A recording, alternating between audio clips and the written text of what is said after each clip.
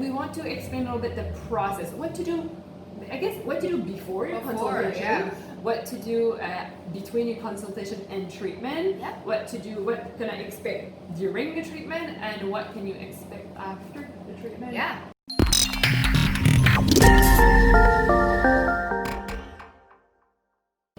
Hi everyone, it's us again. So finally you decided you don't like your tattoo, you decided that you wanted to do something about it.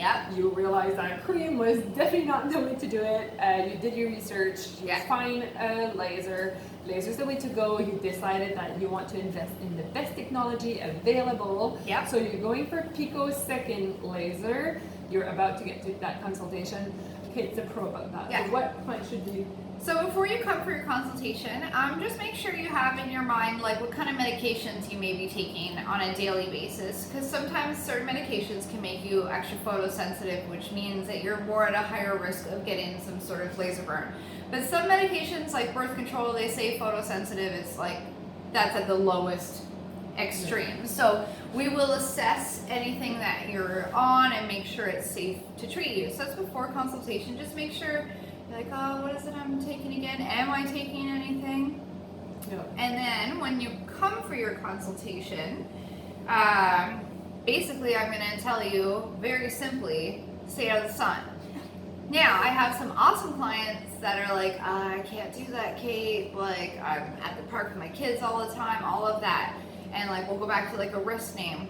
Put a Band-Aid on it every single day. I have clients that come in that are tan, and then they have this awesome white patch, or like a white patch here or something because they've been protecting it. Or like, say you're into landscaping and your tattoo's on your arm. Like, I have guys that keep it covered when they're working outside every day because they want to commit to getting this tattoo removed. And then if there are any medications that you are on that we went through during the consultation, if it's not like life-threatening, then I may ask you to lay off some of those for like a couple days to a week before your appointment, depending on what they are. So really it's just like no fresh suntan, because then you're at a high risk for a laser burn. And just making sure if I've told you anything in your consultation to maybe stop for a few days before, like you have to stop using your sunless tanner in that area. No self-tanner. No self-tanner creams, no tanning beds.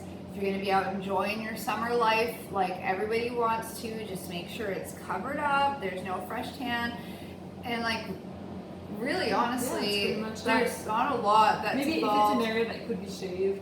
Yes, okay, if it's, you can shave yourself, or if it's a small tattoo and there's a lot of hair in the way, I'm going to shave it for you. If your tattoo's on your back and you're a man and you just can't reach it, that's fine. I'll shave the area for you, because it just makes it easier for the laser to do its job when there's not a bunch of hair in the way. There's not a lot you have to do. It's like sun is the biggest. The biggest. So now, they're ready. The actual treatment. What can they expect, like in terms of pain or like the actual treatment, and how long? Treatments are super short unless you have like a full sleeve we're doing in one day, which we would actually separate into separate sessions. But what you can expect is you can either put a numbing cream on beforehand, or I can put one on for you before your appointment. And that will help take the pain down by about like 40-50%. So you're still gonna feel it. It is an uncomfortable treatment. It is not like super fun, and it does hurt more than the tattoo. Like, not gonna lie. I don't like people to have this impression that it's like you're not gonna feel anything.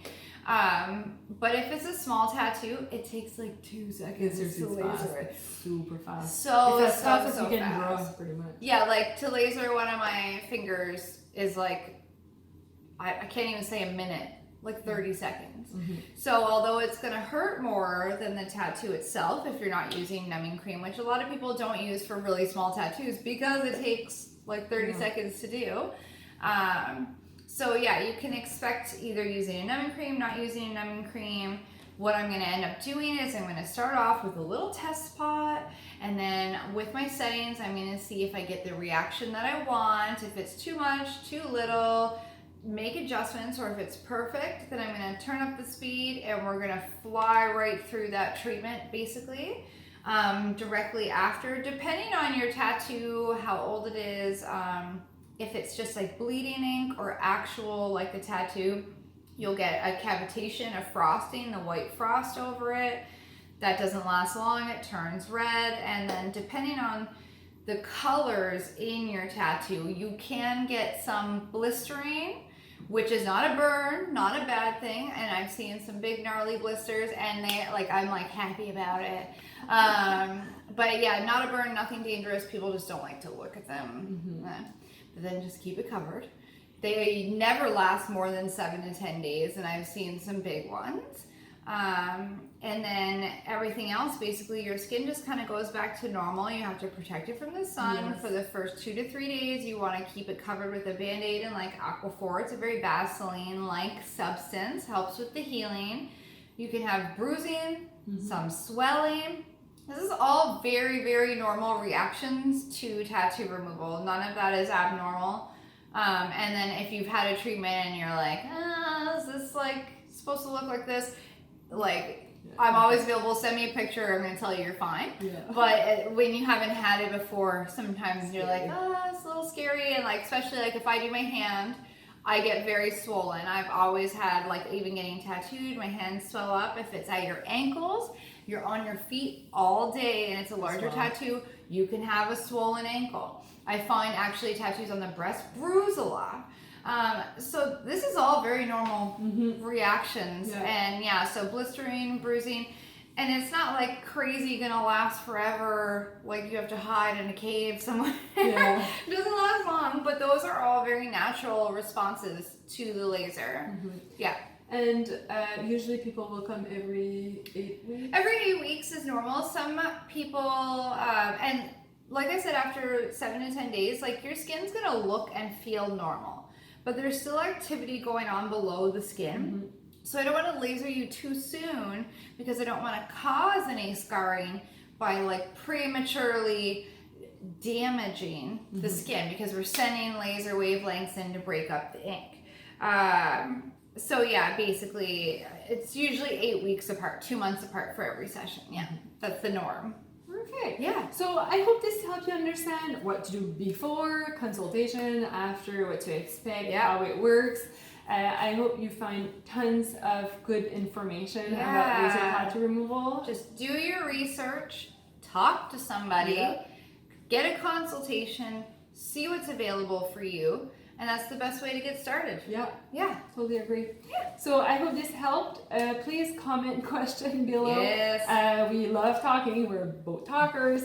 So we'll be more than happy to answer all your questions. Perfect. So have a wonderful day. Bye-bye.